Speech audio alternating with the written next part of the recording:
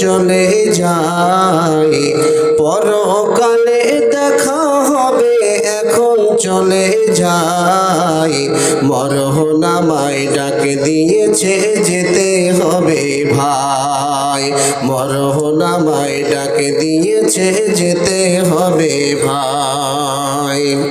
পরকালে দেখা হবে এখন চলে যায়, পরকালে দেখা হবে এখন চলে যায়।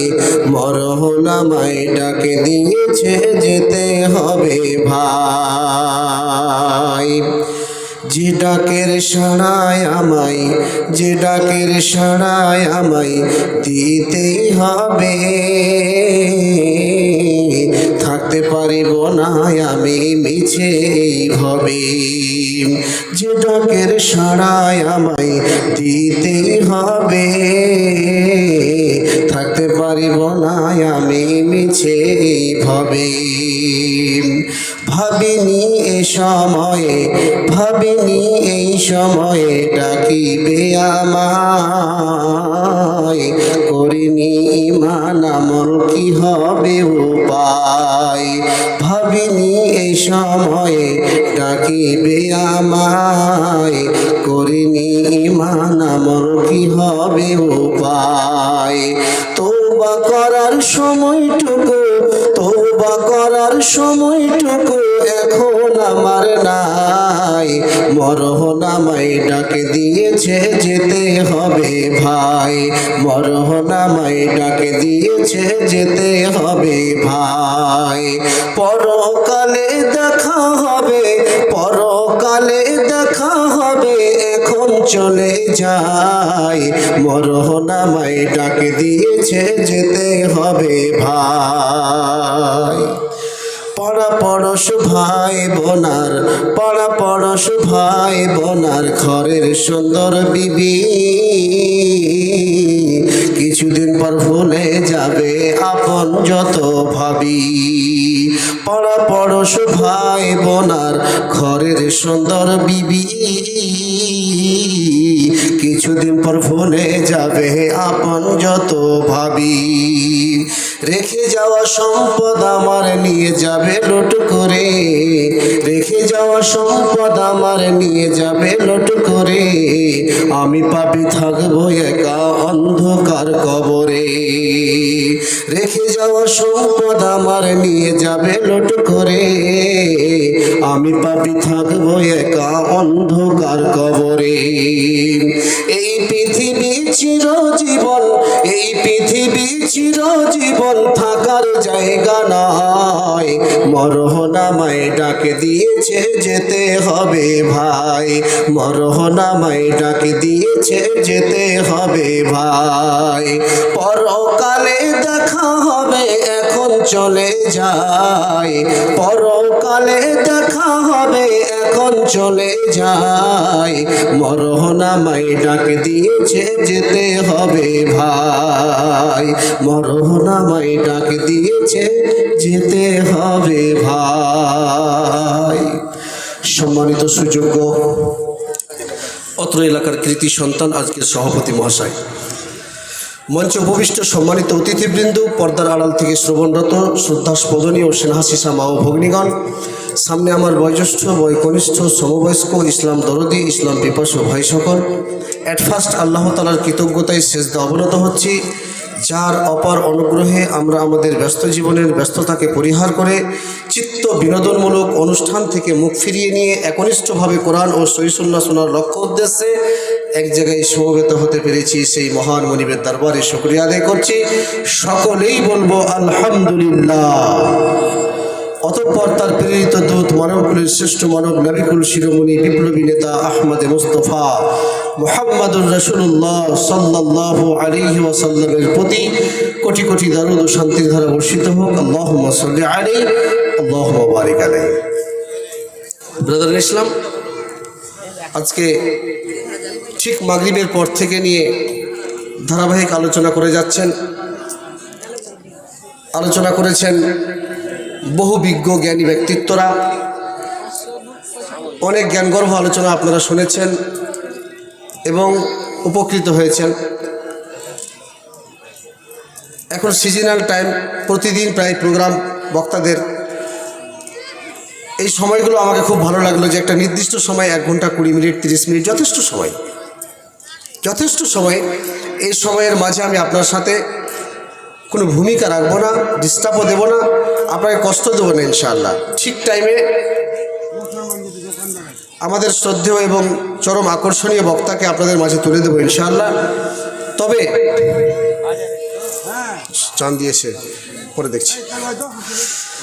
আজকে আপনাদের সামনে 2-4-5টা হাদিসের অনুবাদ এবং 2-1টা হাদিসের বিশ্লেষণ করে আমি আমার ঠিক উদ্দেশ্যের দিকে যাব। তবে যেহেতু আমার বহু প্রবীণ এবং প্রাচীন একজন মানুষ কারি বাদরুদ্দোজা সাহেব, আমি প্রায় 2006 সালে ভূতিনি দিয়ার সহ ওদের আশেপাশগুলোতে অর্থাৎ ধনীকুচি বিহারি মোড়ে ওনার সঙ্গে আমি জালসা করেছি প্রায় 2006 সালের সম্ভবত আগে হবে, পরে নয়। তখন আমার স্টুডেন্ট লাইফ, তখন আমি ভূতিনি দিয়ার অনেকবার এসেছি। সেই সময় থেকে নিয়ে অনেক দিন পরে ভাইয়ের সঙ্গে দেখা। গত বছর বিহারি মোড়ে প্রোগ্রাম ছিল বাড়ির পিছনে, তখন দেখা হলো একবার। তো যাই হোক, আপনাদের সামনে আজকে খুব সংক্ষিপ্ত এবং কনসাইজ আকারে যতটা পারবো ডেলিভারি দেওয়ার চেষ্টা করবো ইনশাআল্লাহুল আজিজ। আলাইহি তাওয়াক্কালতু ওয়া ইলাইহি উনীব। ব্রাদারান ইসলাম, বর্তমান মানুষের মধ্যে বিরাজ করছে ধর্ম বিবর্জিত কালচার। মানুষের জীবন থেকে মুছে গেছে মায়া, মমতা, ভালোবাসা। মানুষের জীবন থেকে মুছে গেছে মায়া, মমতা, ভালোবাসা। মানুষের শরীর থেকে, মন থেকে বিসর্জিত হয়েছে সম্পর্কের বন্ধন। মানুষ পড়ে গেছে সেই এক দুর্বিনীত, অনাকাঙ্ক্ষিত, অপ্রত্যাশিত মরুময় প্রান্তরে, অশান্তির দাবানলে সারা পৃথিবীর মানুষ জ্বলছে। কারণ মানুষের মধ্যে একটা বিষয় বিরাজ করছে, সেটা হচ্ছে ধর্ম বিবর্জিত কালচার। সম্মানিত মুসলিম জাতি, বাস্তব প্রেক্ষাপট কঠিন, খুবই কঠিন। আজকে সকালে একটা ভিডিও দেখলাম, দেখে মনে হলো, আমি কালকে ডালকোলা রাহাটপুরে জালসা ছিল নাদবি সাহেবের আর আমার, একসঙ্গে দুজন আসছে একটা বাসে চেপে। ফেসবুকটা অন করে একটা ভিডিও দেখলাম, তাতে বক্তব্যে মনে হলো উনি যেভাবে উস্কানিমূলক কথা বলছেন একটা সম্প্রদায়কে নিয়ে, তাতে যে কোনো টাইমে একটা দাঙ্গা লেগে যাবে এরকম পরিস্থিতি। আল্লাহ তাআলা যাতে আমাদের হেফাজত করে। মুসলমানদের একটা কথা বলবো, আপনারা কারো উস্কানিমূলক তথ্যে কান দেবেন না। কারোর সঙ্গে ঝগড়া করতে যাওয়ার দরকার নাই, বিবাদে যাওয়ার দরকার নাই। আমরা আমাদের যাবতীয় দুঃখ, বেদনা, কষ্ট যা কিছু আছে সব আমরা আমাদের আল্লাহর কাছে বলবো। ইনশাআল্লাহ আল্লাহ সলভ করবেন। পৃথিবীর কোনো মানুষ আমাদের কাছে বলার প্রয়োজন নেই। তৃতীয় কথা, একটা মোটা কথা জেনে রাখেন, ওহ জুলুম করতা है জালেম समझा नहीं जाता, हम आह कहने से मुजरिम समझा जाता। অত্যাচারী অত্যাচার করে, তাকে অত্যাচারী বলা হয় না। অত্যাচারিত ব্যক্তি নির্যাতিত হওয়ার পরে যখন একটু আহ উহ করে, তখনই মনে হয় এই লোকটা দোষী। বর্তমান পরিস্থিতি, প্রেজেন্ট সিচুয়েশন সেটা দাবি করছে। ফলে আমি সেই দিকে অযথা সময় নষ্ট না করে মুসলিমদের ঈমান তাজা করার জন্য প্রথমে একটা হাদিস তুলে দিচ্ছি। হাদিসের রাবি উবাদ বিন কায়েস রাদিয়াল্লাহু তাআলা আনহু, ইনি সর্বমোট হাদিস বর্ণনা করেছেন 285টি। তার মধ্যে এই হাদিসটি পাবেন সহিহ বুখারীর 1313 নম্বর হাদিস। অতএব এই হাদিসটি পাবেন 3813 নম্বর হাদিস সহিহ বুখারীর। আর ইনি হচ্ছেন উবাদ বিন কায়েস, সর্বমোট হাদিস বর্ণনা করেছেন 285টি। হাদিসের বিশুদ্ধতায়, সানাদ সহিহ হওয়াতে আর কোনো সন্দেহের অবকাশ নেই, এই জন্য যে হাদিসটি বুখারীর। ফলে তুলে দিচ্ছি হাদিসটি কাকে বলে, কি জিনিস হাদিসটি একটু দেখুন। উনি বলছেন, কুন্না জালেসান ফি মসজিদিল মদিনাতে, আমরা একদিন মদিনার মসজিদে বসে আছি। ইজ্জা রাজুলুন, হঠাৎ এক ব্যক্তি ওই মসজিদের ভেতরে ঢুকলেন। ফাসাল্লা রাকাতাইন খাফিফাতাইন, হালকা করে 2 রাকাত সালাত আদায় করলেন। খুব সংক্ষিপ্ত সালাত, হালকা সালাত 2 রাকাত আদায় করলেন। আমি ঢোকা মাত্রই সাহাবীরা বললেন লোকটাকে দেখে, কালু সাহাবারা বললেন হাজা রাজুলুম মিন আহলিল জান্নাহ, এই লোকটি জান্নাতের অন্তর্ভুক্ত, এই লোকটি জান্নাতি। চিন্তা করেন, এই বাবু তো চিন্তা করিস না, বস বস। একটা লোক ঢুকলো মসজিদে, শুধু 2 রাকাত সালাত আদায় করলো, কি গুণ পেল লোকটার মধ্যে? তো বলছে ওয়া আলা ওয়াজহিহি আসারুল খুশু, লোকটার চেহারার ওপরে খুশু খুজু বা নম্রতা কোমলতার একটা ভাব চিহ্ন, বহির্প্রকাশ, একটা প্রতীক চিহ্ন দেখা যাচ্ছিল যে লোকটার মধ্যে, চেহারার মধ্যে একটা আসার, খুশুর আসার, অর্থাৎ খুশু খুজুর যে একটা ভাব সেটা ছিল। তো সাহাবীরা বললেন লোকটা জান্নাতি। আল্লাহু আকবার। উনি বলছেন ফালাম্মা ফারাগা, যখন লোকটি সালাত থেকে ফারেগ হলেন, কমপ্লিট হলো নামাজ, সুম্মা খারাজা মিনাল মসজিদ, তারপরে মসজিদ থেকে যখন যেতে শুরু করলেন, ফাত্তাবিতুহু, আমি তার পিছন ধরলাম, পিছন ধরে তার সামনের দিকে গিয়ে দাঁড়ালাম, দাঁড়িয়ে লোকটাকে জিজ্ঞেস করছি, কি ভাইজান আপনি কি এমন আমল পৃথিবীতে করেছেন যে আপনি ঢোকা মাত্রই মসজিদের মধ্যে একটা তোলপাড় শুরু হয়ে গেল, লোকেরা শুধু বলতে লাগলো যে আপনি জান্নাতি, আপনি জান্নাতি, আপনি জান্নাতি। সাহাবীরা বলতে লাগলো আপনি জান্নাতি। উনি বললেন লা ইয়ামবাগি লে রাজুলিন আন ইয়াকুলা মিন আহলিল জান্নাহ, পৃথিবীর কোনো মানুষের জন্য এটা উচিত নয় যে কোনো মানুষকে সরাসরি জান্নাতি কিংবা জাহান্নামী বলবে, কোনো মানুষের উচিত নাই। তবে আমি কি আমল করেছি এটা বলতে পারবো না। একদিনের ঘটনা আমার জীবনে আছে। কি ঘটনা? তো এই ঘটনাটি আমি একদিন স্বপ্নে দেখেছিলাম। কি দেখেছিলেন? তখন ঘটনাটি বর্ণনা করছেন। কি স্বপ্নে দেখেছিলাম যে একটা বাগানে আমি আছি, ওই বাগান থেকে সরাসরি বাগানের মধ্যে একটা লোহার পাইপ, আসফালুহু ফিল আরজে ওয়া আলাহু ফিস সামা, নিচের অংশটা জমিনে ঠেকে আছে, ওপরের অংশটা আকাশে ঠেকে আছে। আমাকে একজন এসে বললেন আপনি চড়ুন। আমি বললাম চড়ার ক্ষমতা আমার নেই। তখন উনি বললেন আমি সহযোগিতা করব, আপনি চড়ুন। তারপরে আমাকে উনি একটু করলেন, আমি উঠে গেলাম। ওপরে গিয়ে দেখি একটা লোহার কোড়া, ওই লোহার কোড়াটাকে এইভাবে শক্ত করে ধরলাম, আমার ঘুম ভেঙে গেল। আলা নবী সাল্লাল্লাহু আলাইহি সাল্লাম, এই ঘটনাটি আমি বিশ্বনবী সাল্লাল্লাহু আলাইহি সাল্লামের কাছে বর্ণনা করলাম।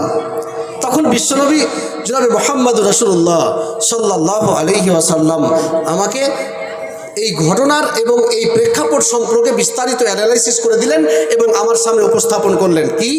তখন তিনি বলছেন বিশ্বনবী জনাবে মুহাম্মদুর রাসূলুল্লাহ সাল্লাল্লাহু আলাইহি ওয়াসাল্লাম আমাকে বললেন, শোনো, তুমি আজকে রাতে স্বপ্ন দেখেছো যে একটা লোহার পাইপ বাগানে দাঁড়িয়ে আছে, যার আলাহু ফিস সামায়ে ওয়া আসফালুহু ফিল আরজে, যার নিচের অংশটা জমিনে ঠেকে আছে আর উপরের অংশটা আকাশে ঠেকে আছে।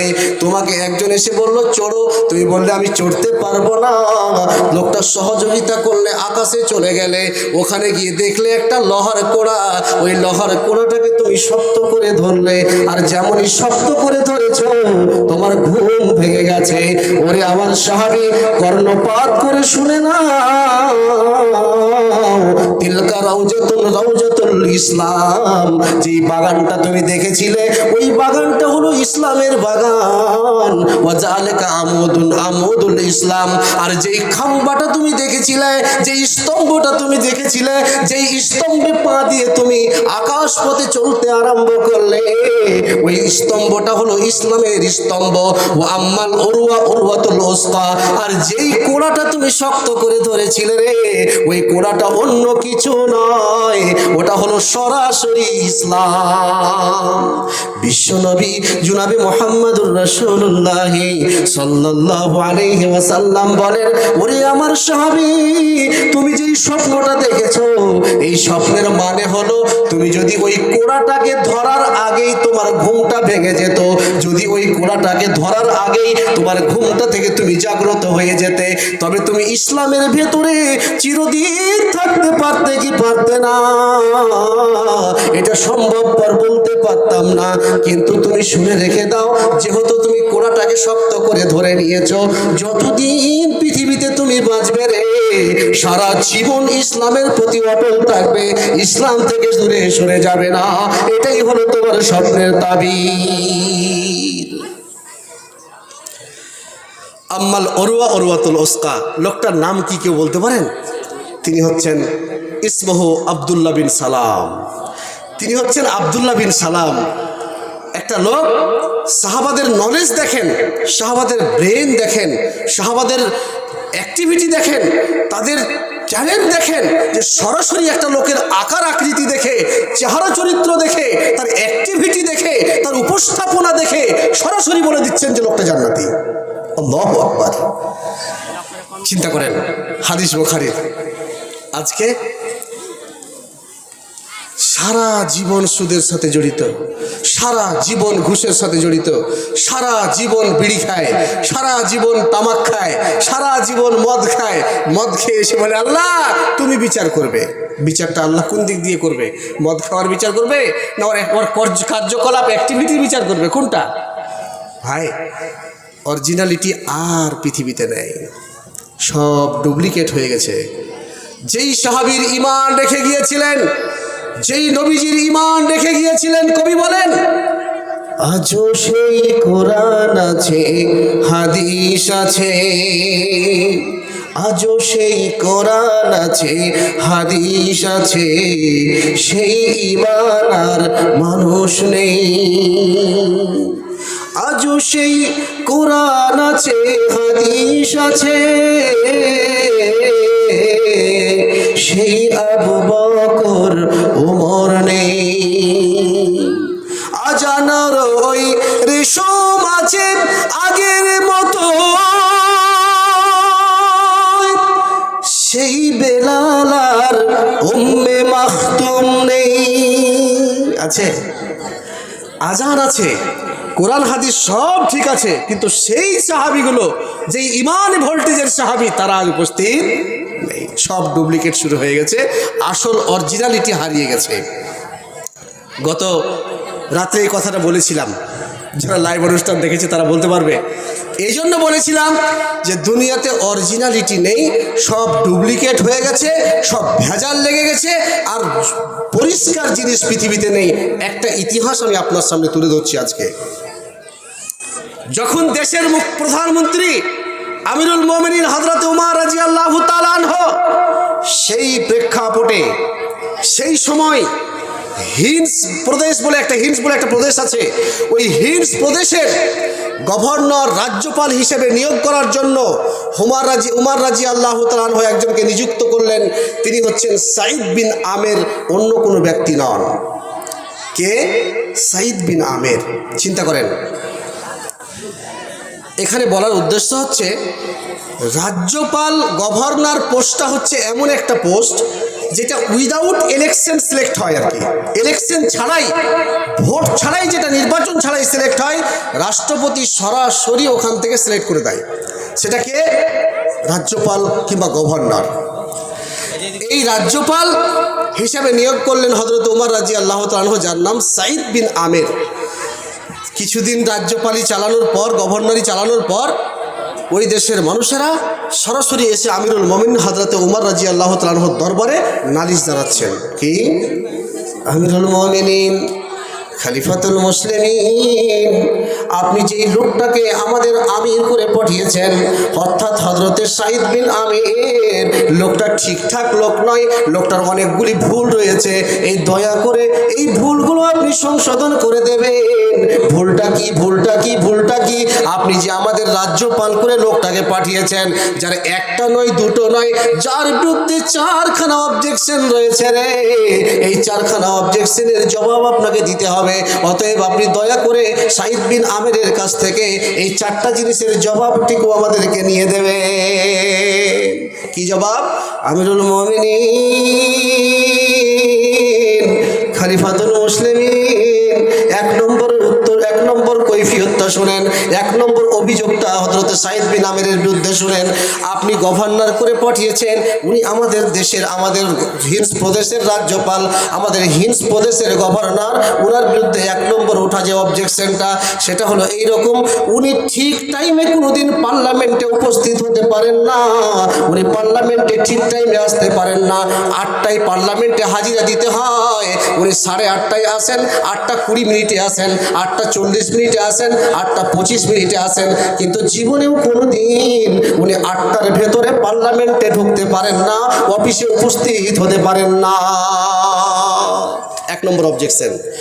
নাম্বার 2, আমিরুল মুমিনিন আমাদের সাঈদ বিন আমিরের বিরুদ্ধে উঠা অভিযোগের দ্বিতীয় নম্বর অভিযোগটা শুনেন।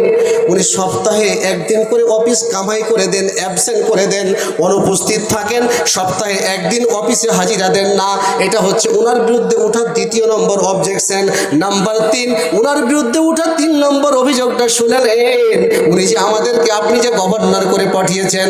নাম্বার 3, উনি 3 নম্বর ওনার বিরুদ্ধে উঠা অবজেকশনটা হলো উনি মাঝে মধ্যে বেহুশ হয়ে যান, হুঁশ ধরে রাখতে পারেন না। হঠাৎ দেখি ভালো, আবার দেখি হুঁশ হারিয়ে যায়, বেহুশ হয়ে গেছে। এটা হচ্ছে ওনার বিরুদ্ধে 3 নম্বর উঠা অবজেকশন। নাম্বার 4, আমিরুল মুমিনিন ওনার বিরুদ্ধে 4 নম্বর অবজেকশনটা শোনেন। 4 নম্বর অবজেকশনটা শোনেন। যখন রাত্রি 10টার দিকে বিছানায় ঘুমিয়ে যায়, হাজারো ডাক দিলে, শ্রোতা মরে গেলে, জনগণ মরে গেলেও উনি বিছানা ত্যাগ করে কোনোদিন উঠেন না। যখনই ওনার দরজায় গিয়ে ডাক দেওয়া হয়, সাঈদ বিন আমির আজকে আপনার জনগণ অসুস্থ হয়ে গেছে, আপনার একটা জনগণ বিছানায় শয্যায় সজ্জিত, আপনার একটা জনগণ আজকে অসুস্থ অবস্থায় হয়ে গেছে, দয়া করে একটু আসবেন। কিন্তু উনি কোনোদিন সাড়া দেবেন না। যখনই বিছানায় রাত্রি 10টার পরে চলে যায়, হাজারো ডাক দিলে, হাজারো জনগণ মরে গেলেও উনি বিছানা ত্যাগ করে কোনোদিন আসেন না। এই 4টা অবজেকশন ওনার বিরুদ্ধে আছে। দয়া করে আপনি এই 4টা অবজেকশনের জবাবটা একটু আমাদেরকে নিয়ে দেবেন। এটাই হচ্ছে তার বিরুদ্ধে অভিযোগ। হযরত ওমর বললেন, সাঈদ এখানে এসো। হযরত ওমর তলব করেছে সাঈদ বিন আমিরকে। সাঈদ বিন আমিরকে তলব করার পরেই সাঈদ বিন আমিরকে বলছেন, সাঈদ তোমার বিরুদ্ধে একটা নয়, দুটো নয়, তিনটা নয়, 4খানা অভিযোগ তোমার বিরুদ্ধে উঠেছে সাঈদ। 1 নম্বর অভিযোগটা হলো তুমি অফিসে ঠিক টাইমে কেন উপস্থিত হও না। নাম্বার 2, দ্বিতীয় নম্বর তোমার বিরুদ্ধে ওঠা অভিযোগটা রে সাঈদ, দ্বিতীয় নম্বর অভিযোগ হলো তুমি সপ্তাহে একদিন করে অফিস অ্যাবসেন্ট করো, কামাই করো, অনুপস্থিত থাকো কেন। নাম্বার 3, রে সাঈদ তোমার বিরুদ্ধে ওঠা 3 নম্বর অবজেকশনটা শুনে নাও। তুমি নাকি মাঝে মধ্যে বেহুশ হয়ে যাও। তুমি দেশের গভর্নর, তুমি দেশের রাজ্যপাল, তুমি দেশটাকে চালাচ্ছ, আর তুমি কেন বেহুশ হয়ে যাচ্ছ। তোমার বিরুদ্ধে উঠা 4র্থ নম্বর অবজেকশনটা শুনে নাও। তুমি যখন রাত্রি 10টার পরে বিছানায় চলে যাও, হাজারো ডাক দিলে, হাজারো ডাক দিলে, জনগণ মরে গেলেও তুমি বিছানা ত্যাগ করে আসো না। তুমি তোমার বিরুদ্ধে 4খানা অবজেকশন হয়েছে, দয়া করে তুমি উত্তরটা দাও। হযরত ওমর বলছেন, জি। সাঈদ বিন আমির বলছেন, আমিরুল মুমিনিন আমার বিরুদ্ধে অভিযোগ উঠেছে, আমি জবাব দেব, কিন্তু এই জবাবগুলো আমি কোনোদিন আপনাকে দিতে চাইনি। কেন দিতে চাইনি? এই জন্য দিতে চাইনি যে এগুলো আমার ইন্টারনাল ম্যাটার, অভ্যন্তরীণ ব্যাপার, ইমানি ব্যাপার। এই জন্য আমি আপনাকে কোনোদিন বলতে চাইনি। যখন আপনি প্রশ্ন করেছেন, আমার জনগণ যখন আমার বিরুদ্ধে আপনার কাছে অবজেকশন করেছে, আমার বিরুদ্ধে অভিযোগ উঠেছে, আমি প্রত্যেকটা অভিযোগ খণ্ডন করব এবং তার জবাব দেবো ইনশাআল্লাহ। কি জবাব? একদিক থেকে সাঈদ বিন আমির শুরু করলেন, আমিরুল মুমিনিন, খলিফাতুল মুসলিমিন আমার বিরুদ্ধে উঠায় 1 নম্বর অভিযোগের জবাবটা শুনে নেন। আমি ঠিক টাইমে অফিসে উপস্থিত হতে কেন পারি না, ঠিক টাইমে কেন অফিসে উপস্থিত হয় না। আমিরুল মুমিনিন, খলিফাতুল মুসলিমিন আমার স্ত্রী চরম অসুস্থ, জীবনে কোনোদিন সুস্থতা পায় না, এত অসুস্থ, এত অসুস্থ, সে আমাকে খাদ্য কি তৈরি করে দেবে। আমি নিজে হাতে আটা সেনে, আটা চেলে, রুটি তৈরি করে, তরকারি রান্না করে, সবজি রান্না করে, খাওয়া দাওয়া করে তারপরে আমাকে অফিসে যেতে হয়। আমি দেশের রাজ্যপাল, ইসলাম একাধিক বিবাহের পারমিশন দিলেও, আমার কাছে একাধিক বিবাহের পারমিশন দেওয়ার পরেও আমার কাছে ক্ষমতা নেই, আমার কাছে টাকা নেই, আমার কাছে পয়সা নেই, একাধিক বিবাহ করার মতো ক্ষমতা আমার নেই। ফলে আমি নিজে হাতে রুটি তৈরি করে, আটা সেনে, রান্না করে খেয়ে তারপরে অফিসে আসি। এই জন্য অফিস ঠিক টাইমে ধরতে পারি না। 5 মিনিট, 10 মিনিট, 20 মিনিট, 15 মিনিট দেরি হয়ে যায় অফিসে ঢুকতে। এটা হলো 1 নম্বর অভিযোগের জবাব। আমিরুল মুমিনিন উঠেছে দ্বিতীয় নম্বর অভিযোগ। দ্বিতীয় নম্বর অভিযোগটা আমার বিরুদ্ধে উঠেছে, যেটা সে জবাব শোনেন। আমি সপ্তাহে একদিন অফিসে অ্যাবসেন্ট করি, উপস্থিত হতে পারি না। কেন পারি না? কেন সপ্তাহে একদিন অফিসে উপস্থিত হতে পারি না, অ্যাবসেন্ট করি? আমিরুল মুমিনিন, আমার চেহারাটার দিকে আপনি একটু দেখেন, আমার দৃশ্যের দিকে একবার তাকিয়ে দেখেন তো, আমার বডিটার দিকে তাকিয়ে দেখেন তো আমিরুল মুমিনিন। আমার এই যে দেখছেন একটা পাঞ্জাবি আর এই পরনে একটা লুঙ্গি, এই পোশাক ছাড়া দ্বিতীয় কোনো পোশাক বাড়িতে জমা নেই। আমি দেশের রাজ্যপাল, দেশের গভর্নর, একটা পাঞ্জাবি এবং একটা লুঙ্গি দিয়ে জীবন কাটাই। যখন অতিরিক্ত পরিধান করার কারণে অতিরিক্ত ময়লা জমে যায়, বেশি বেশি করে একটাই পোশাককে 2-4 দিন পরার পর যখন ময়লা জমে যায়, তখন অতিরিক্ত ময়লা জমে যাওয়ার কারণে আমি সপ্তাহে একটা দিন বাড়ির দরজা বন্ধ করে দিয়ে পোশাকগুলোকে খেচে দেই, পরিষ্কার করে দিই। দ্বিতীয় কোনো পোশাক নেই যে ওই পোশাকটা পরে অফিসে আসবো, দরজা বন্ধ করে উলঙ্গ হয়ে বাড়িতে থাকি। এই পোশাকটাকে খেচে দিয়ে আমি দেশের রাজ্যপাল, দেশের গভর্নর। আমিরুল মুমিনিন, আমার বিরুদ্ধে উঠা তৃতীয় নম্বর অভিযোগের জবাবটা শোনেন। আমার বিরুদ্ধে একটা অভিযোগ উঠেছে, আমি মাঝে মধ্যে বেহুশ হয়ে যাই। কেন বেহুশ হয়ে যাই শোনেন। সাইদ বিন আমের বলেন, আমিরুল মুমিনিন হযরত উমর, দয়া করে তৃতীয় নম্বর অভিযোগটা একটু কর্ণপাত করবেন। উনি বলছেন, আমিরুল মুমিনিন, আমার বিরুদ্ধে উঠা তৃতীয় নম্বর অভিযোগের জবাবটা শোনেন। আমি কেন মাঝে মধ্যে বেহুশ হয়ে যাই? সপ্তাহে মাঝে মধ্যে বেহুশ হয়ে যাওয়ার পেছনে একটা কারণ আছে। যখন হযরতে খুব্বাইব রাদিয়াল্লাহু তাআলা আনহুকে ছুরিকাস্তে ঝুলানো হয়, সেই প্রেক্ষাপটে সেই সময় আমি অমুসলিম ছিলাম, মুসলমান হতে পারিনি। আমারও হাত রয়েছে, আমারও সহযোগিতা রয়েছে, আমি যাকে যে ছুরিকাস্তে ঝুলিয়েছি আমি অমুসলিম ছিলাম, ইসলামের আলো তখন পাইনি। মাঝে মধ্যে যখন কথাটা স্মরণে চলে আসে, ভিতরের অন্তরটা ফেটে যায়, অন্তরের ভিতর থেকে একটা কান্না ভাব ভেসে আসে, দুশ্চিন্তার প্রকাশ পায়। তখন আমি আর ধরে রাখতে পারি না, আমার হুঁশটা হারিয়ে যায়, আর তখনই বেহুশ হয়ে জমিনে পড়ে যায়। আমি আল্লাহর কাছে এইটুকু শুধু আরাধনা করি, আল্লাহ, যদি সেই প্রেক্ষাপটে আমি মুসলমান হতে পারতাম, আর যদি মুসলমান হয়ে জীবন কাটাতে পারতাম, আজকে যদি সেই প্রেক্ষাপটে যখন হযরতে খুব্বাইবকে ছুরিকাস্তে ঝুলানো হয়েছিল, সেই সময় যদি আমি মুসলমান থাকতে পারতাম, হযরতে খুব্বাইবকে জীবনে ছুরিকাস্তে ঝুলাতে দিতাম না। আমি তাকে ছুরিকাস্তে ঝুলানোর বিরুদ্ধে বিপ্লব করতাম, আন্দোলন করতাম, তার বিরুদ্ধে গর্জে উঠতাম, আমি সহযোগিতা করতাম। অতএব আমি তাকে সহযোগিতা না করতে পেরে ছুরিকাস্তে ঝুলানোতে আমার হাত রয়েছে। যখন সেই দৃশ্যটা স্মরণে চলে আসে রে, আমি আর হুঁশ ধরে রাখতে পারি না, বেহুশ হয়ে জমিনে পড়ে যায়। চতুর্থ নম্বর জবাব, আমিরুল মুমিনিন, আমার হিলস প্রদেশের ব্যক্তিত্বরা, আমার শাসিত ব্যক্তিরা আপনার কাছে যে চতুর্থ নম্বর অভিযোগ করেছে, আমি নাকি রাত্রি 10টার পরে বিছানায় চলে গেলে আর বের হই না। জবাব শুনেন, যা তারা অভিযোগ করেছে প্রত্যেকটি অভিযোগ খণ্ডন করবো ইনশাআল্লাহ। তবে আপনাকে জানতে হবে এবং বুঝতে হবে বিষয়টা। উনি বলছেন, যা অভিযোগ করেছে সবগুলোই সত্য বাহ্যিক দৃষ্টি করে, কিন্তু অভ্যন্তরীণ যে বিষয় আছে, এটা এক্সটার্নাল বিষয়, একটা ইন্টারনাল বিষয়। ইন্টারনাল যে বিষয় আছে এটা আপনাকে শুনতে হবে। উনি বললেন, চতুর্থ নম্বর অভিযোগ, রাত্রি 10টার পরে বিছানায় ঘুমিয়ে গেলে হাজারো জনগণ ডাক দিলে বিছানা ত্যাগ করে কোনোদিন আসি না। কেন আসি না? আমিরুল মুমিনিন শোনেন, আমার জীবনের সময়কে আমি 2টি ভাগে বিভক্ত করেছি। একটা সময় আমার জনগণকে দিই, আর একটা সময় আমি আমার আল্লাহকে দিই। আমি ভালো করে জানি, রাত্রি যত গভীরতার দিকে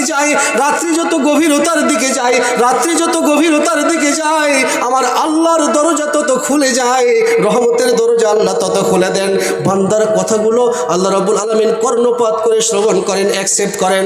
অতএব আমি ভালো করে জানি, দেশের দেশের গভর্নরই চালাতে গিয়ে, দেশের রাজ্যপাল চালাতে গিয়ে, এই দায়িত্ব নিতে গিয়ে হতে পারে কোনো পাপ আমার জীবনে হতে পারে, কিংবা আমি একজন মানুষ হিসেবে ভুলভ্রান্তি থাকতেই পারে।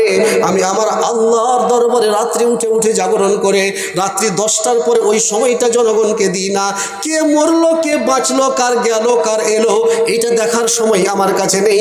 10টার পরে আমি আল্লাহর কাছে নিজের পাপগুলোকে নিয়ে দাঁড়িয়ে যাই, আল্লাহর সামনে পাপগুলোকে তুলে ধরি, আর জীবনের গুনাহগুলোকে ক্ষমা করার জন্য আমার আল্লাহর সামনে আমার পাপগুলোকে প্রেজেন্টেশন করি, উপস্থাপন করি, আর আল্লাহকে বলি, আল্লাহ আমার জীবনের গুনাহগুলোকে তুমি মাফ করে দাও।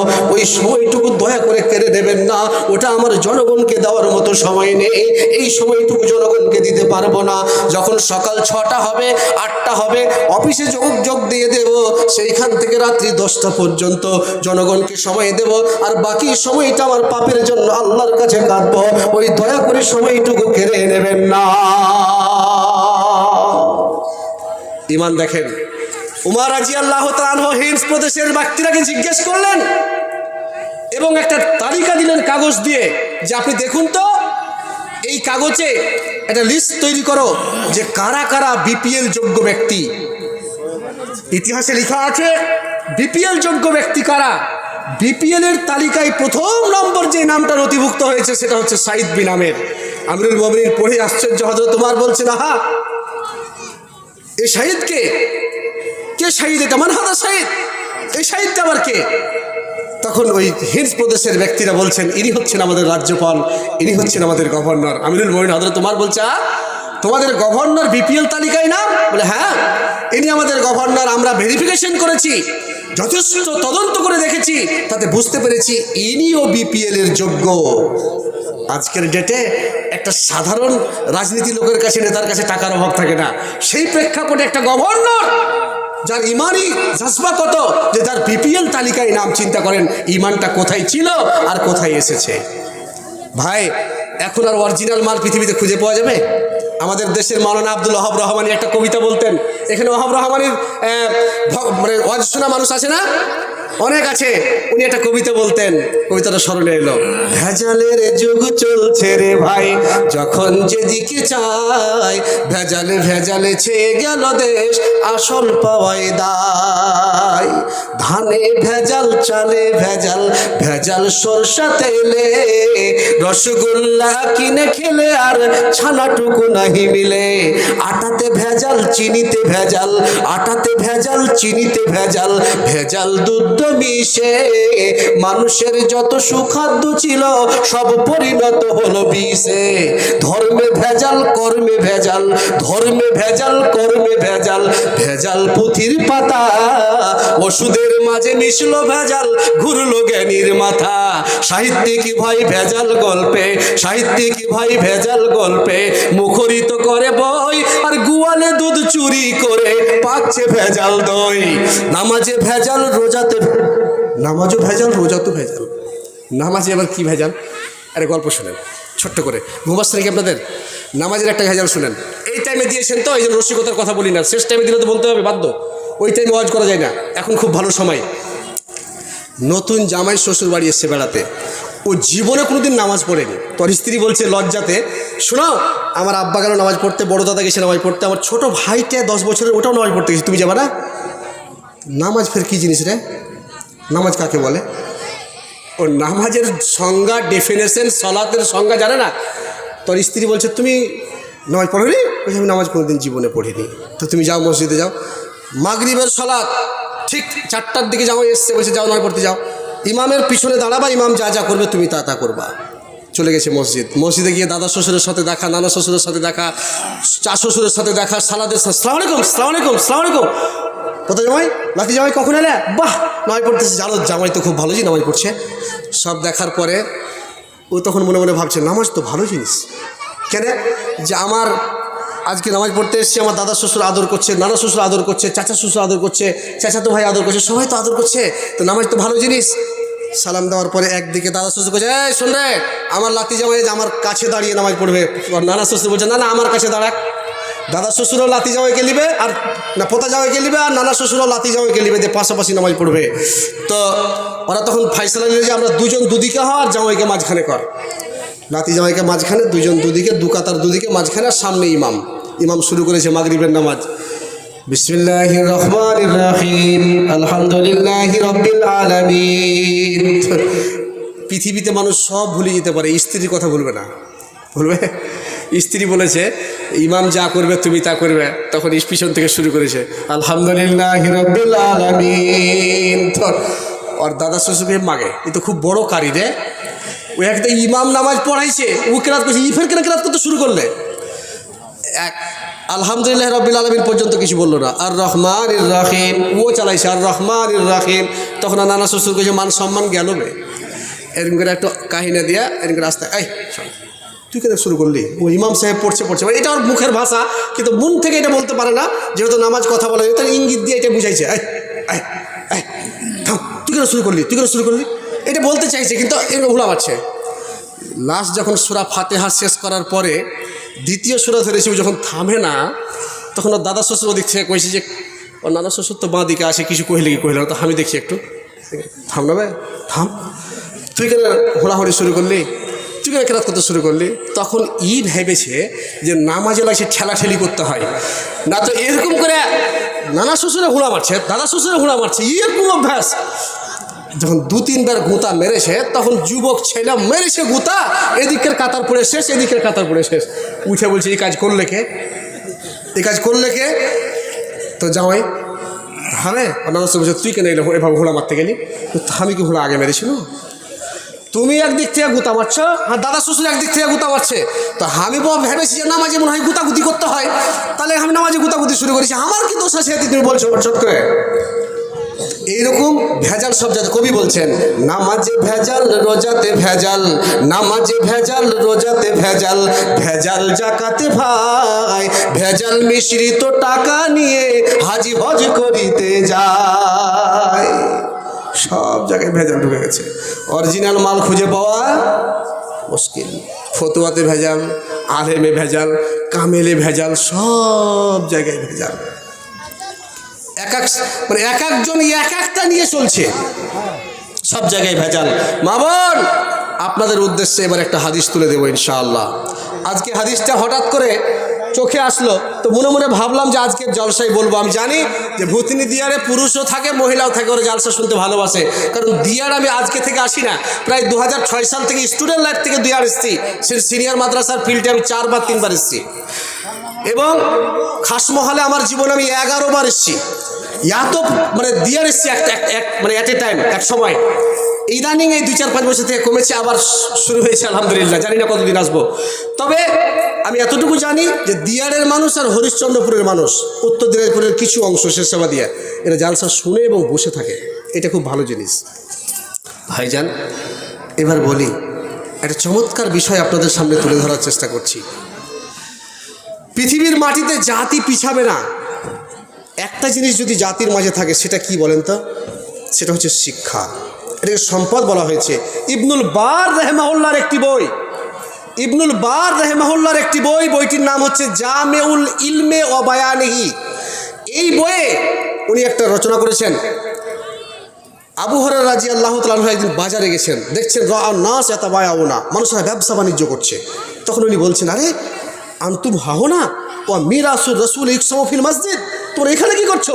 নবীজির সম্পদ সব মসজিদ থেকে বন্টিত করে নিয়ে চলে গেল।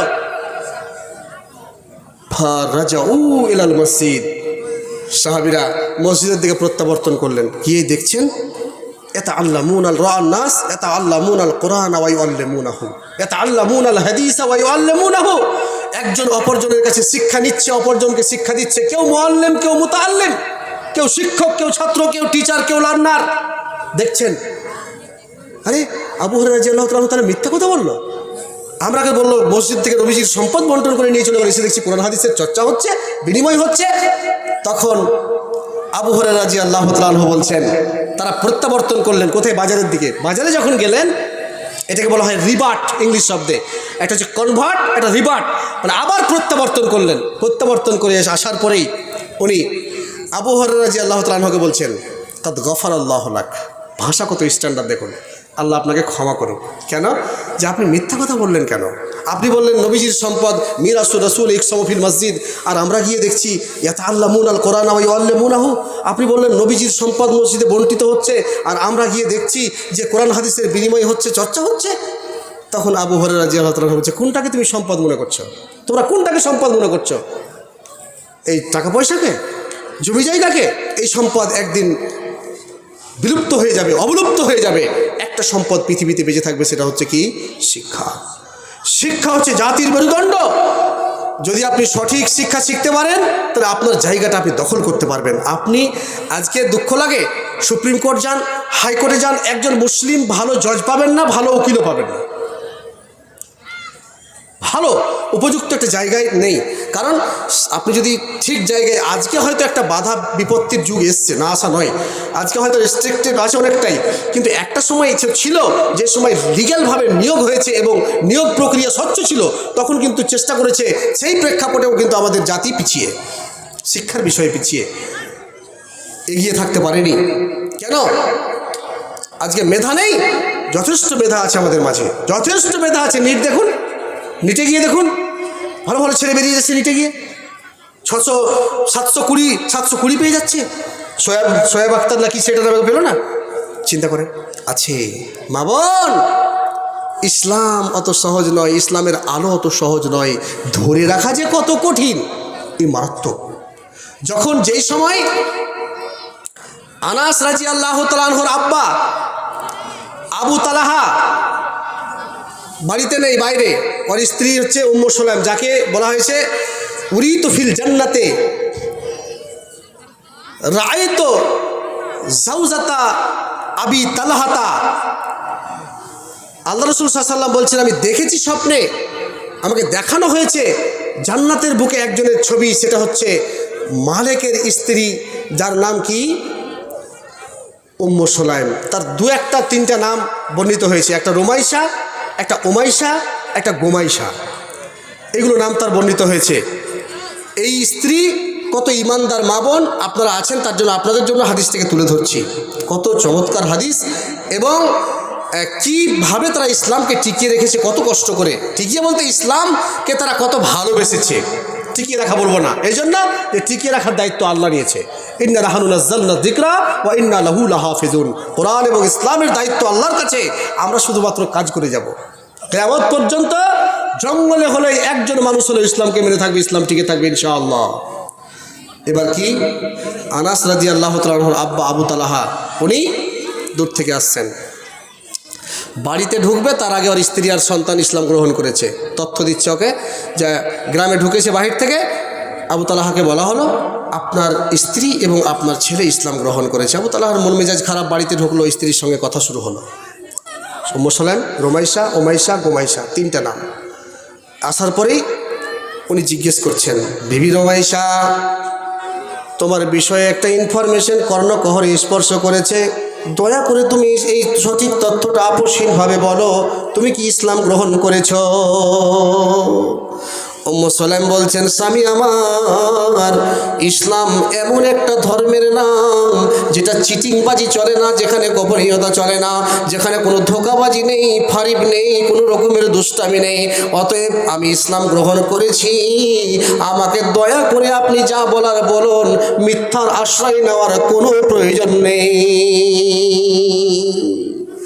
আবু তালহার মিজাজ গেল গরম হয়ে। তোমাকে ইসলাম গ্রহণ করতে কে বলল? স্বামীকে তুমি জিজ্ঞেস করে ইসলাম গ্রহণ করেছ? বিবি রুমাইশা উম্মু সুলাইম বললেন, স্বামী আবু তালহা শুনেন, ইসলাম গ্রহণ করতে স্বামীর পারমিশনের প্রয়োজন হয় না। স্বামীর পারমিশন নেব কোথাও গেলে, স্বামীর পারমিশন নেব কাজ করলে, কোনো কাজকে যদি আমি করি সেটা স্বামীর পারমিশন নেব, এক পা হাঁটবো স্বামীর কাছে পারমিশন নেব, কিন্তু জীবনেও কোনো দিন ইসলাম গ্রহণ করতে স্বামীর পারমিশনের কোনো প্রয়োজন হবে না। কারণ এটা ইসলামী বিষয়, এটা আল্লাহর নবীর বিষয়, এটা আল্লাহর বিষয়।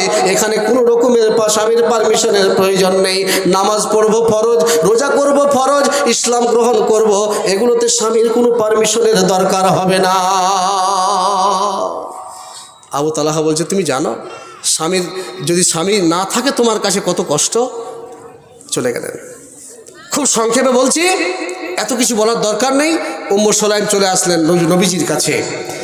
প্রস্তাব এলো, খুব সংক্ষেপে বলছি, আবু তালহার পক্ষ থেকে। ইসলাম মাবন কিভাবে ইসলামের মধ্যে থাকতে হয় দেখুন। প্রস্তাব এলো কার কাছে? নবীজির কাছে না, আবু তালহার প্রস্তাব এলো উম্মু সুলাইমের কাছে। উম্মু সুলাইমকে এসে বলা হলো আবু তালহার প্রস্তাব। উম্মু সুলাইম বলছেন, আবু তালহার আছে কি বলো? আবু তালহার কি আছে মানে? যেদিকে তাকাও বাগান, এটা আবু তালহার, এই সম্পদ আবু তালহার, এই টাকা পয়সা দুম্বা আবু তালহার, এই জমিদারি আবু তালহার, এই সম্পদ আবু তালহার, এইগুলো যত দেখছো সব আবু তালহার। আবু তালহা বিশাল ব্যক্তিত্বের অধিকারী, বিশাল ধন মালের অধিকারী, বিশাল অর্থ সম্পদের অধিকারী। অতএব আবু তালহা তোমাকে বিয়ের প্রস্তাব দিয়েছে মানে তোমার কপাল ফলে গেছে, তুমি আবু তালহার কথাই রাজি হয়ে যাও। উম্মু সুলাইম বলছেন, টাকা পয়সার কথা জিজ্ঞেস করিনি, ধন সম্পদের কথা জিজ্ঞেস করিনি, কটা খেজুর গাছ আছে এ কথা জিজ্ঞেস করিনি, কত টাকা আছে কত কি আছে এটা জিজ্ঞেস করার প্রয়োজন মনে করিনি। একটা দামি সম্পদের কথা জিজ্ঞেস করছি, যদি এই সম্পদটা তার ভেতরে থাকে তবে আমি মেনে নেব স্বামী হিসাবে, অন্যথায় স্বামী হিসাবে জায়গা দিতে পারবো না। তারা বললেন, কি তোমার কাছে গুরুত্বপূর্ণ, কোন বিষয়টাকে তুমি গুরুত্ব দিতে চাইছো? বিবি উম্মু সুলাইম বললেন, যদি আবু তালহার কাছে ইসলাম আছে কিনা দয়া করে এই তথ্যটা দেবে। বলা হলো, জি ইসলাম তার মধ্যে নাই। ইসলাম নাই? বলে না। আবু তালহা ঘুরছে। উম্মু সুলাইম বলছেন, আবু তালহা শুনুন, একজন স্বামী মালিক নামে আমি ত্যাগ করে এসেছি, কারণ হলো একটাই, সেটা হলো ইসলাম। ইসলামের স্বার্থে ওই স্বামীকে হারাতে হয়েছে। অতএব দয়া করে ইসলাম না হলে ধন সম্পদ টাকা পয়সা জমিদারি দিয়ে আমি কাউকে স্বামী হিসাবে গ্রহণ করতে পারবো না, যদি একটা দামি সম্পদ না থাকে, যেই সম্পদটার নাম হলো ইসলাম। আবু তালহা ইসলাম গ্রহণ করবেন না, সেই প্রেক্ষাপটে বিবি উম্মু সুলাইম শেষ পর্যন্ত আবু তালহাকে বললেন, স্বামী আমার, ও আবু তালহা শুনুন, আমি আপনার উম্মু সুলাইম, আপনি যদি আমাকে বিয়ে করেন টাকা দিতে হবে, খেজুর গাছ দিতে হবে, জমি দিতে হবে, মোহরানা হিসাবে কিছু একটা আদায় করতে হবে। আপনি দিরহাম দেন, দিনার দেন, খেজুর বাগান দেন, জায়গা দেন, গাছ দেন, যা দেবেন একটা দিতে হবে, না হলে আমি আপনার জন্য হালাল হব না। কিন্তু স্বামী আমার, আপনাকে কিছুই দিতে হবে না, আমি একটা বিষয় শুধু আপনার কাছে চাইছি, মোহরানা হিসাবে ইসলাম যদি আপনি গ্রহণ করে নিতেন, এটাকে আমি মোহরানা হিসেবে ধরতাম, আর আপনাকে কিছুই দিতে হতো না, আপনার ইসলাম গ্রহণ করাটাই মোহরানা। এখানে আমি ইসলামের আর দ্বিতীয় জায়গায় যেতাম না, দয়া করে আপনি ইসলাম গ্রহণ করেন। বিয়ে হয়ে গেল, ইসলাম গ্রহণ হলো, বিয়ে হলো, সব হয়ে গেল। চিন্তা করেন মা বোন, পরীক্ষা কি জিনিস। সহিহ বুখারীর হাদিস এসেছে। তারপরে আবু তালহাকে কিছুদিন পরে এই বিশ্বনবী বললেন, সন্তান হলো কিছুদিন পরেই, তারপরে বললেন, আবু তালহা তোমাকে জিহাদের ময়দানে যেতে হবে ইসলামের পক্ষ থেকে। চললেন, বাড়ি গিয়ে দেখছে সোনার স্ত্রীর যে সন্তান, ছোট ছেলে, প্রচণ্ড জ্বরের প্রখর উত্তাপ দূর থেকে অনুভব করা যাচ্ছে।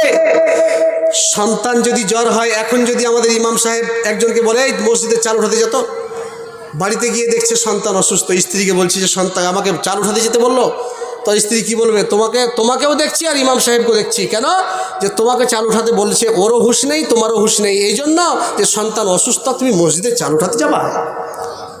আবু তালহা উম্মু সুলাইমকে দিয়ে দেখছেন ছোট ছেলেকে নিয়ে এইভাবে জ্বরের বাচ্চাকে নিয়ে বসে আছে, প্রখর জ্বরের বাচ্চাকে নিয়ে উম্মু সুলাইম বসে আছে।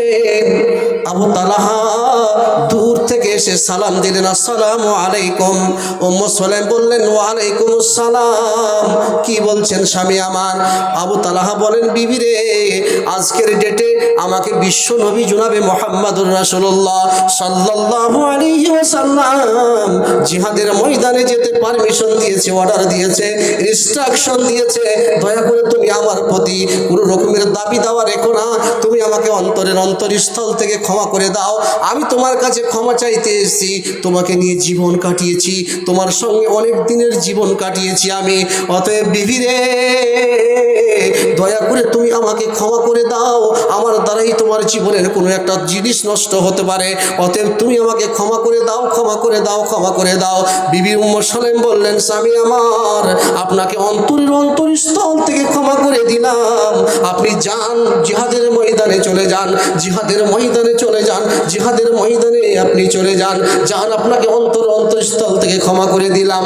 উম্মে সালেমের স্বামী আবু তালহা বলেন, বিবি রে আমার, এই সন্তানের অবস্থাটা কি হবে দয়া করে বলো।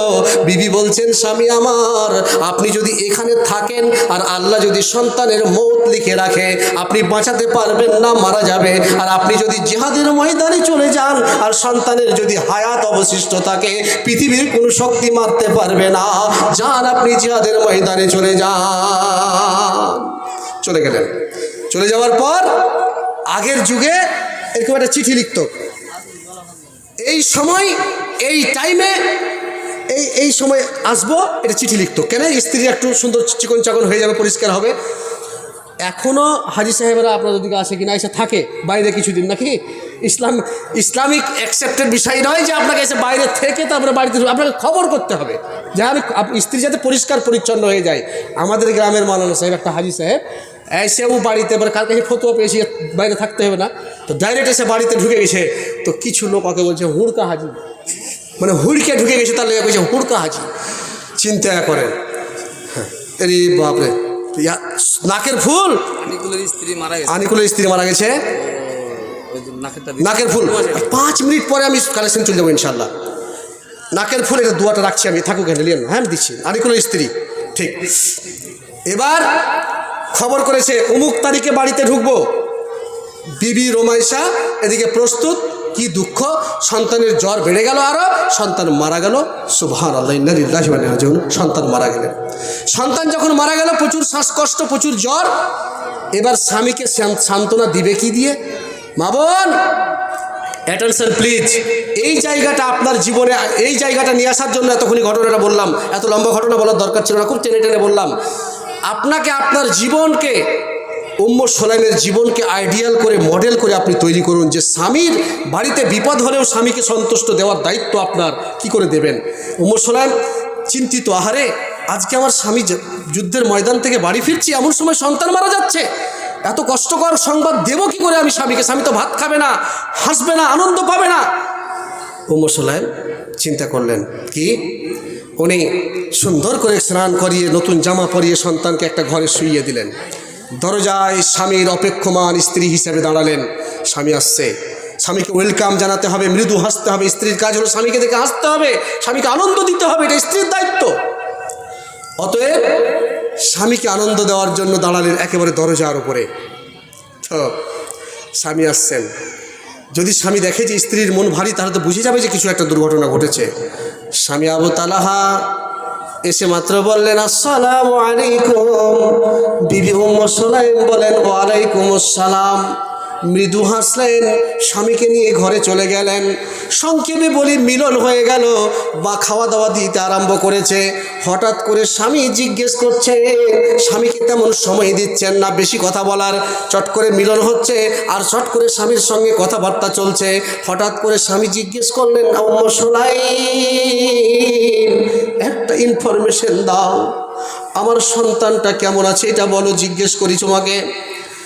উম্মে সালেম, বুখারীর রাওয়ায়াতে যে হাদিসের শব্দটা এসেছে, হুয়া খায়রুম মাকান, খায়রটা হচ্ছে আরবিক ব্যাকরণ অনুযায়ী ইসমে তাবজিল, তুলনামূলক, কম্পেয়ারমূলক বেশি বুঝাবে। স্বামীকে বুঝাতে চাইলেন, ওগো আমার স্বামী, আপনি যেই অবস্থায় সন্তানকে দেখে গিয়েছিলেন, বহু কষ্ট হচ্ছিল, জ্বরের প্রখর উত্তাপ, সন্তান সহ্য করতে পারছিলেন না। একেবারে সন্তান যেন জ্বরের প্রখর উত্তাপে থরথর থরথর করে কাঁপছিলেন। শুধুমাত্র সেটা নয়, সন্তানের ভেতরে এত জ্বর, শ্বাসকষ্ট নিতে অসুবিধা, শ্বাসকষ্টে অসুবিধা, অক্সিজেন নিতে অসুবিধা, কার্বন ডাইঅক্সাইড ছাড়তে অসুবিধা, এত কঠিন করুণ অবস্থা সন্তানের দেখে গিয়েছিলে, ওই অবস্থাটা আর নাই। এখন সন্তান শান্তিতে আছে। হুয়া খাইরুম মাকান, যে অবস্থায় আপনি দেখে গিয়েছিলেন সেই অবস্থাটা আর নাই। এখন ভালো আছে, শান্ত আছে, সুস্থ আছে। মরে গেছে কি বেঁচে আছে এটা বললেন না। যদি স্ত্রী বলে দেন যে মরে গেছে, তবে কিন্তু স্বামী আর ভাত খাবে না। যদি স্ত্রী বলে দেয় যে বেঁচে আছে, তবে স্ত্রীর মিথ্যা বলা হবে। উনি মাঝখানে একটা অবস্থান দাঁড় করলেন, আর মাঝখানে প্রেক্ষাপটে চালাকি করে তথ্যটা দিলেন। খাওয়া দাওয়া কমপ্লিট হয়ে গেল। এবার স্বামী আবু তালহা সন্তানের কাছে যাচ্ছেন। এইভাবে সন্তানকে কোলে করে নিয়ে চুমো খেতে যাবেন। কোথায় সন্তান? পার্শ্বে রুমে শুয়ে আছে, কোলে করে চুমো খাবেন। হঠাৎ করে বিবি উম্মে সুলাইম পিছন দিক থেকে ঘাড়ে হাত দিয়ে বলছে, স্বামী আমার, চিন্তা করতে হবে না, দুঃখ নিতে হবে না, কাঁদতে হবে না, ভেঙে পড়তে হবে না। ভেঙে পড়ার প্রয়োজন নেই, চিন্তা করার প্রয়োজন নেই, দুঃখ নেওয়ার প্রয়োজন নেই গো স্বামী। যেই সন্তানকে আল্লাহ আপনাকে উপহার হিসাবে দিয়েছিলেন, যেই সন্তানকে আল্লাহ আপনাকে গিফট হিসাবে দিয়েছিলেন, সেই সন্তানকে আল্লাহর দেওয়া সন্তান আল্লাহ রিটার্ন নিয়ে নিয়েছেন, ফেরত নিয়ে নিয়েছেন। চিন্তা করবেন না, কাঁদবেন না, ভাববেন না, দুঃখ নেবেন না। আপনি যান, দাফনের ব্যবস্থা করুন। মা বোন, যাদের একটা সন্তান মারা গেছে, যাদের দুটো সন্তান মারা গেছে, ছোট হোক আর বড় হোক, তাদের জন্য আজকের মসজিদের কাজ নির্মাণের উদ্দেশ্যে আমি বেশি নেব না। পুরুষ হোক মহিলা হোক, একটা লোকের কাছে 10,000 টাকা নেব। যার সন্তান মারা গেছে, সন্তানের দরদ কোন কোন বাপ মায়ের ভেতরে আছে এটা দেখার জন্য দিয়ানের মাটিতে আমি জানি অঢেল টাকা পয়সা আছে, তারা চেষ্টা করে বাইরে থেকে ইনকাম করার। একটা মানুষ সব কিছু পড়ে থাকবে, চলে যেতে হবে। একটা মানুষ 10,000 টাকা। কে বলবেন? নাম্বার 1 একটা মানুষের কাছে নেব, বেশি নেব না। একজন মানুষ শুধু বলবেন আমি দেব, একটা লোক। আর আজকের জালসার কি ওর নাম গো? যুবকের নাম কি? নাকবি সাহেবের খুব ভালো মুখস্থ আছে, উনি 2-3 বার বলছিলেন কালকে জালসায়। তো ওই অমুক ছেলের ওখানে জালসা। তো যাই হোক, লুৎফুর রহমান নাকি? জি জি, লুৎফুর রহমান, ঠিক ঠিক নামটা স্মরণে এসছে। তো উনিও আসবেন স্টেজে। আর একটা লোক 10,000 টাকা কি আমার বেশি চাওয়া হলো? ভূতনির মাটিতে, ভূতনিতে জানি ভালো। এখন একটা মানুষ 10,000 টাকা কে দিতে পারবেন? একটু উঠেন তো। মা বোন যদি কেউ দিতে পারেন, 2-3 দফায়, 4 দফায়, 5 দফায় একটু উঠুন। আজরাইলে খাই না ঘুষ, শোনো রে ও মানুষ। আজরাইলে খাই না ঘুষ, শোনো রে ও মানুষ। কি হবে কালো টাকার পাহাড় গড়িয়া, এসো খালি যাইবা খালি 3 টুকরা কাপড় লইয়া। এসো খালি যাইবা খালি 3 টুকরা কাপড় লইয়া। টাকা পয়সা ব্যাংক ব্যালেন্সের মিছে করো বড়াই, আজ মরিলে কাল 2 দিন, মিছে ভবের লড়াই রে, মিছে ভবের লড়াই। নাম খেতে সম্পদের পাহাড় যাবে না সঙ্গে তোমার, নাম খেতে সম্পদের পাহাড় যাবে না সঙ্গে তোমার, থাকবে পড়িয়া। এসো খালি যাইবা খালি 3 টুকরা কাপড় লইয়া।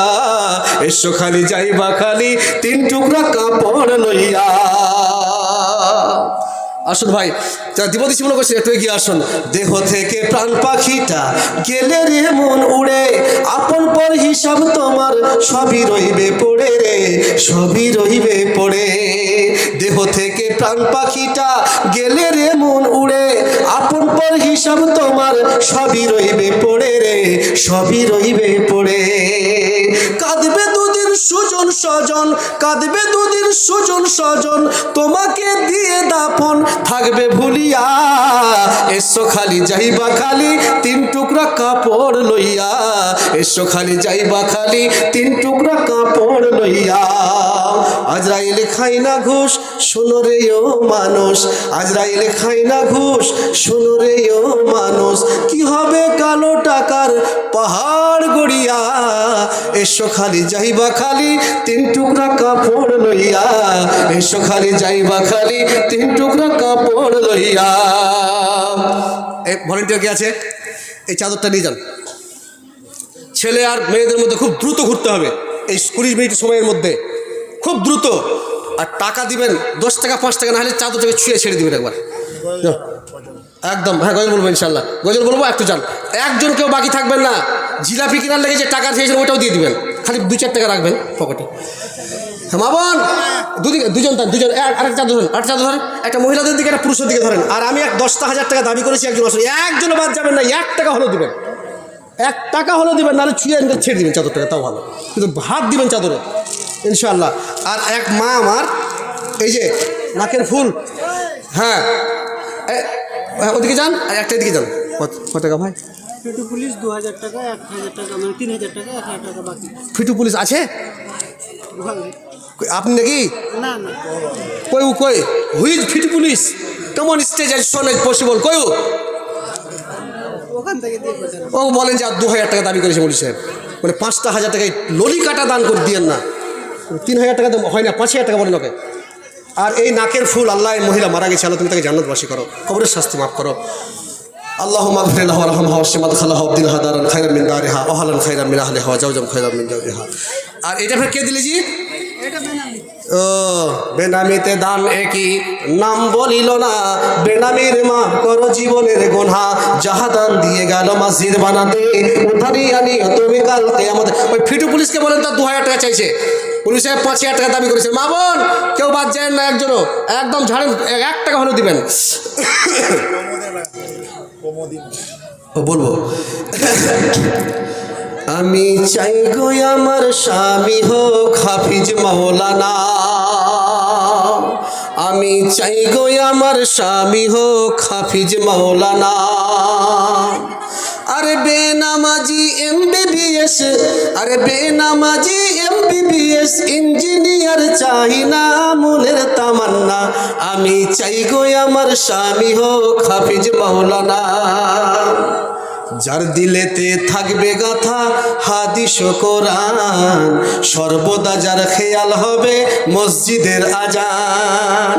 যার দিলেতে থাকবে গাথা আয়াতে কোরআন, সর্বদা যার খেয়াল হবে মসজিদের আজান।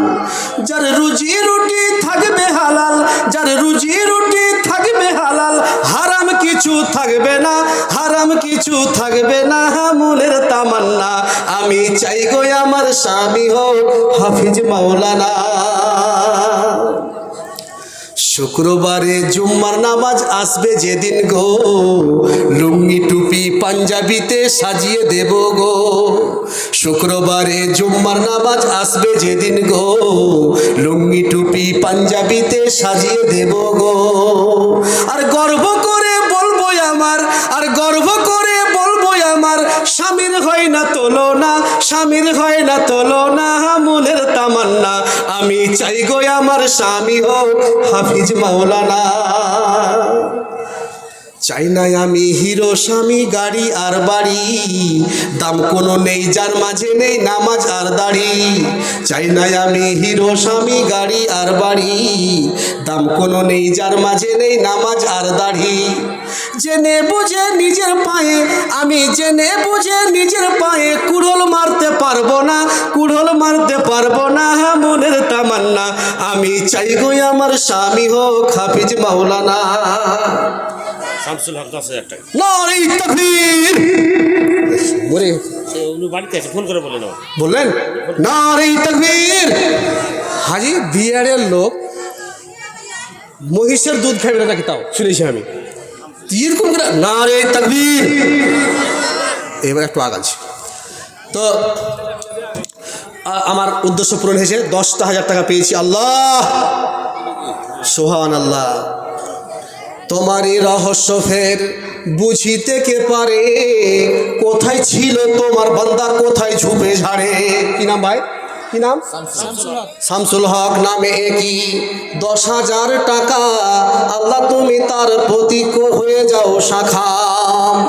মুখে 10,000 বলা সহজ হইতে, দেওয়া যে কতই কঠিন দেখো এ সভাতে। তবুও এই মুহূর্তে ফের দাতা পাওয়া যায়, ইমানে আমানে আল্লাহ রাখো সর্বদাই। একই দান দিয়ে গেল মসজিদও বানাতে, উদ্দেশ্য পূরণ করো তুমি পাক যাতে। হ্যাঁ কার এটা? বাড়ি কোনটা? আস্তে করে বলবো না জোরে করে মাইকে বলবো? শোনে শোনে, ঠিকই আছে নাকি? ফাওটাও আছে 500 টাকা 50 টাকা। কোথায়? দুটা ছেলে পড়ছে? সুবহানাল্লাহ। দেখ আল্লাহ তুমি দানকে সাদর করো। ডান হাতে দেখো আল্লাহ কত সুন্দর দান, এ দান অনুপাতে ফেরনে কি জানো পান। ছেলে দুটো মাদ্রাসাতে লেখাপড়া করে, একই দান দিয়ে গেল মসজিদেরই তরে। যাহা দান দিয়ে গেল মসজিদ লাগিয়া, উদ্দেশ্য পূরণ করো তুমি পাক কিবরিয়া। আচ্ছা ভাই, একটু যারা দিবদিশি মনে করছেন দেরি না করে একটু এগিয়ে আসুন তো, একটু এগিয়ে আসুন। রঙিন এই ভুবনে দুদিনের জীবনে, রঙিন এই ভুবনে দুদিনের জীবনে, কি করে ভুলিলে তারে যে বাবা কষ্ট। কার বাজি? আর 300 টাকা নেই? 20 কিলো গম করবো। ও 20 কিলো গম। আর টাকা বেশি নেই আর পকেটে? একটাও নেই? আচ্ছা ঠিক আছে, আচ্ছা ঠিক, এই 20 কিলো গম করে দেবো। আচ্ছা, রঙিন এই ভুবনে দুদিনের জীবনে, কি করে ভুলিলে তারে যে বাবা কষ্ট করে গড়িয়াছিল তোরে খাটিয়া মাটির সংসারে। যে বাবা কষ্ট করে গড়িয়াছিল তোরে খাটিয়া মাটির সংসারে। মাথার ঘাম ফেললো পায়ে খাটলো নিশিদিন, কি করে শুধবে বলো সেই সে বাবার ঋণ। মাথার ঘাম ফেললো পায়ে খাটলো নিশিদিন, কি করে শুধবে বলো সেই সে বাবার ঋণ। তোমায় নিয়ে দেখতো স্বপন হবে বড় গড়বে জীবন, তোমায় নিয়ে দেখতো স্বপন হবে বড় গড়বে জীবন। কামনা ছিল অন্তরে যে বাবা কষ্ট করে গড়িয়াছিল তোরে খাটিয়া মাটির সংসারে। রঙিন এই ভুবনে দুদিনের জীবনে, রঙিন এই ভুবনে দুদিনের জীবনে, কি করে ভুলিলে তারে যে বাবা কষ্ট করে গড়িয়াছিল তোরে খাটিয়া মাটির সংসারে। কিসের বড়াই আজকে তোমার, কিসের অহংকার, তুমি আজ হয়েছ বড় অবদান বাবার। কিসের বড়াই আজকে তোমার, কিসের অহংকার, তুমি আজ হয়েছ বড় অবদান বাবার। এত কিছু করলো পিতা তার কথায় লাগে তিতা, এত কিছু করলো পিতা তার কথায় লাগে তিতা। কি কেমন কেমন করে সইবে অন্তরে যে বাবা কষ্ট করে গড়িয়াছিল তোরে খাটিয়া মাটির সংসারে।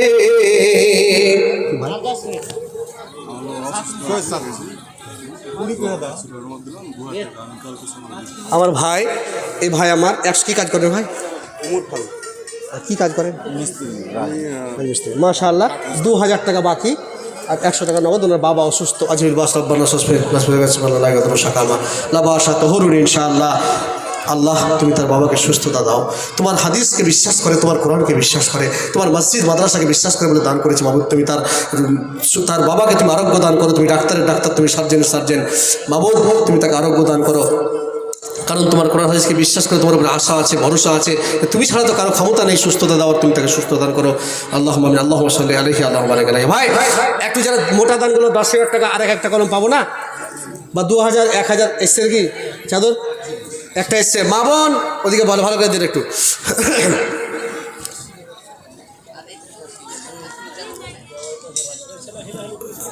সুদে ঘোষে ভরা জীবন করে দুর্নীতি, সুদে ঘোষে ভরা জীবন করে দুর্নীতি।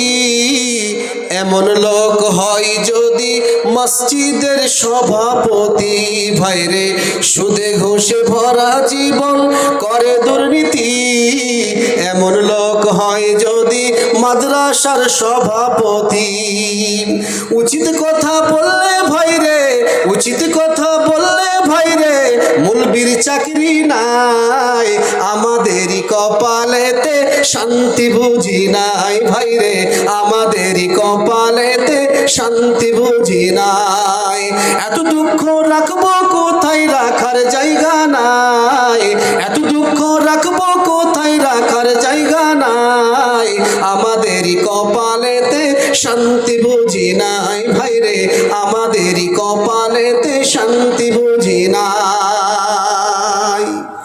5 ওয়াক্ত নামাজ পড়ে কপালে তার দাগ, 5 ওয়াক্ত নামাজ পড়ে কপালে তার দাগ, মক্কা থেকে নামের আগে লাগাই হাজি সাহেব।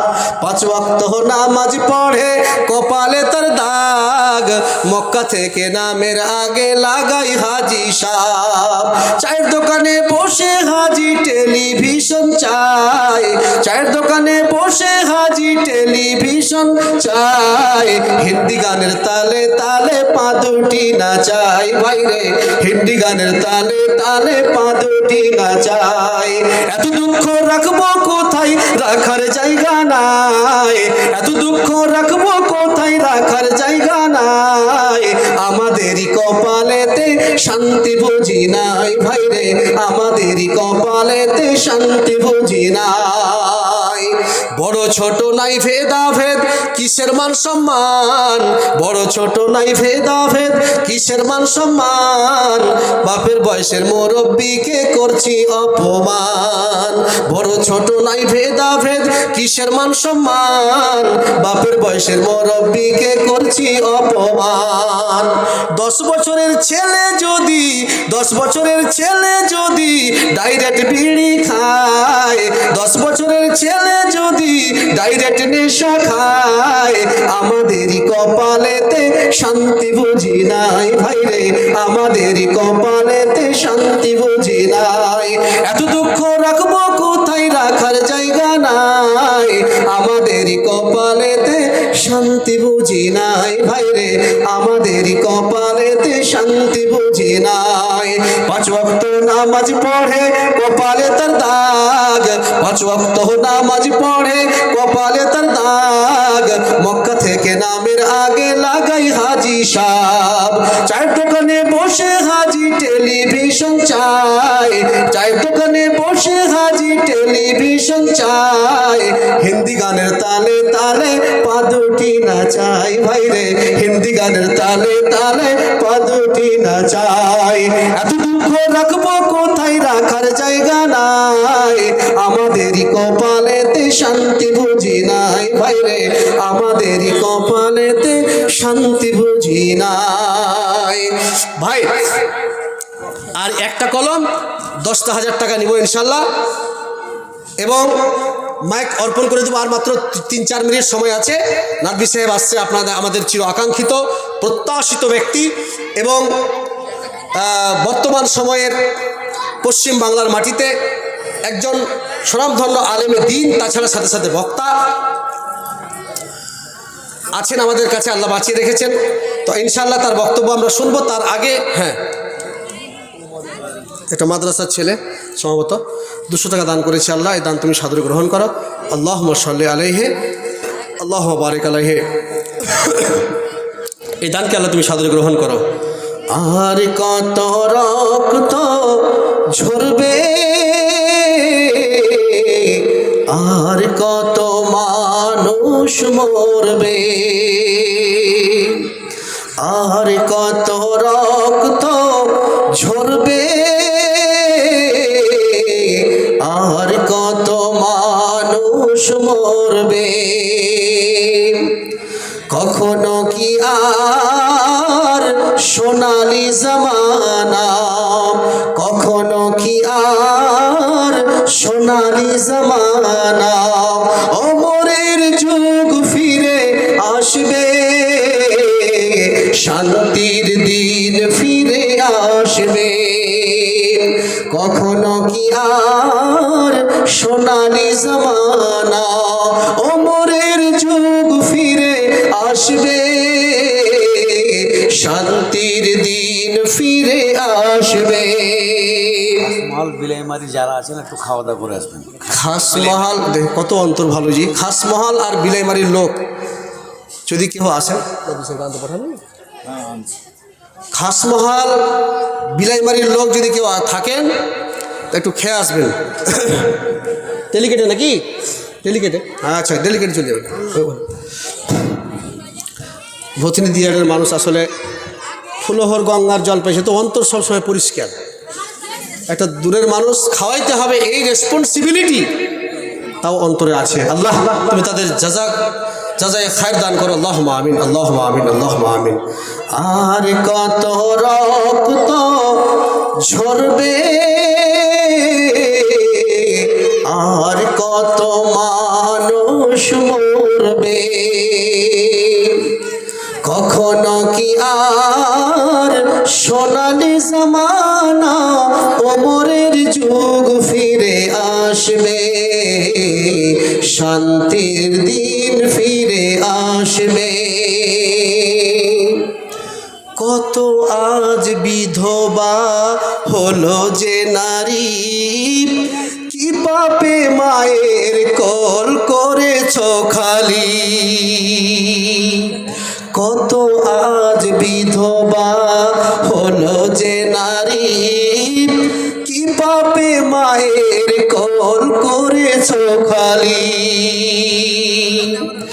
জানি না কত কাল স্বজন হারানো জল, জানি না কত কাল স্বজন হারানো জল, ওরা নির্বাক জবানে কাঁদবে, শান্তির দিন ফিরে আসবে। আর কত রক্ত ঝরবে, আর কত মানুষ মরবে, কখনো কি আর সোনালি জামানা ওমরের যুগ ফিরে আসবে, শান্তির দিন ফিরে আসবে, শান্তির দিন ফিরে আসবে। সময় একটু নষ্ট করবো না, ইনশাল্লাহ এখানে শেষ করছি।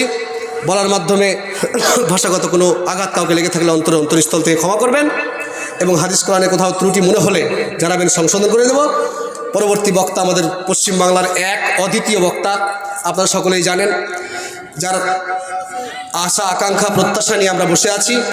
ইনশাল্লাহ তাকে শুনে যাব সবাই, এবং আমার জন্য আপনারা একটু দোয়া করবেন, অসুস্থ যাতে আমি সুস্থ পাই এবং আরোগ্য পাই খুব তাড়াতাড়ি। এই দোয়া দাবিদার হয়ে আল্লাহ রাব্বুল আলামিনের কাছে যেগুলো বললাম, যে অল্প হাদিস কোরআন থেকে যা কিছু বলেছি সেটাকে বাস্তবে ইমপ্লিমেন্টেশন করার এক সুযোগ সুবিধা আল্লাহ তাআলা করে দেন।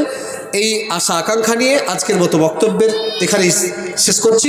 আসসালামু আলাইকুম ওয়া রাহমাতুল্লাহি ওয়া বারাকাতুহু।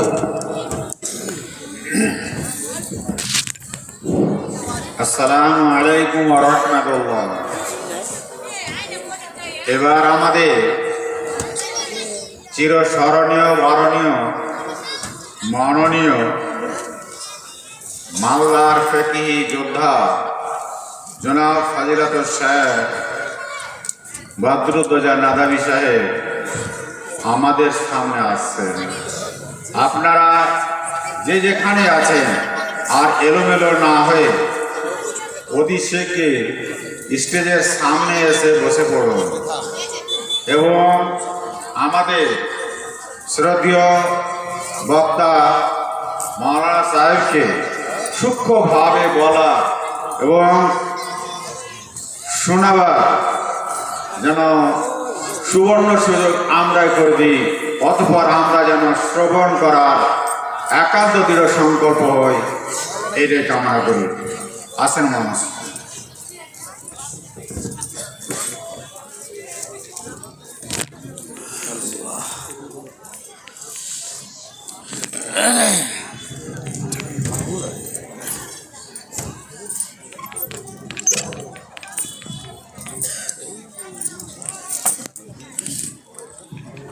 মাইকম্যান নেই, ওর অর্ডার দরকার লাগবে না।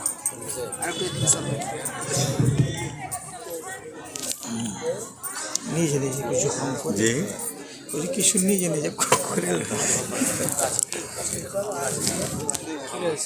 নাকি ঠিক আছে, সব ঠিক আছে, যাও। না না কিছু হয়নি।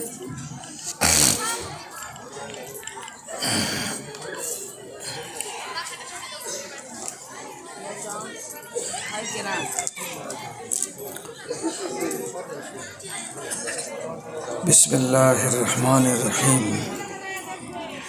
حسبي الله لا إله إلا هو عليه توكلت وهو رب العرش العظيم.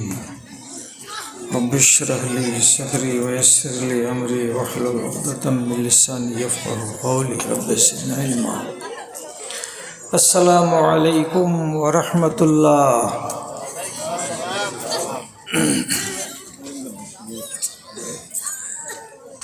إن الحمد لله نحمده ونستعينه ونستغفره ونعوذ بالله من شرور أنفسنا ومن سيئات أعمالنا.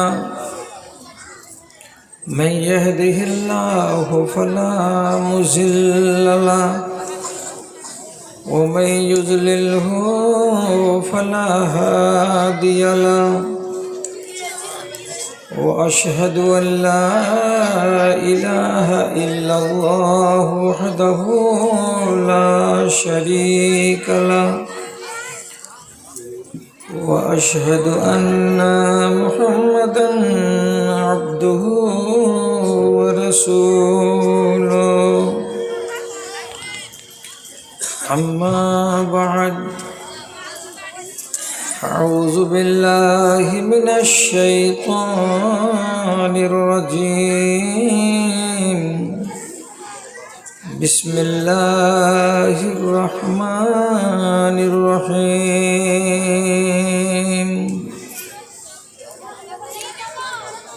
ومن أظلم ممن ذكر بآيات ربه ثم أعرض عنها وإنا من المجرمين منتقمون.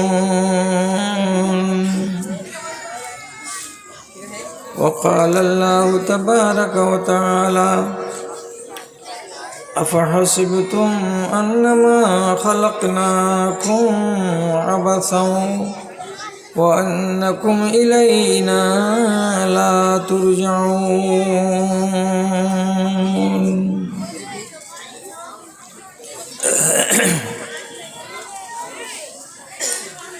আরামের তরে ভালোবাসো যদি শীতল গাছের ছায়া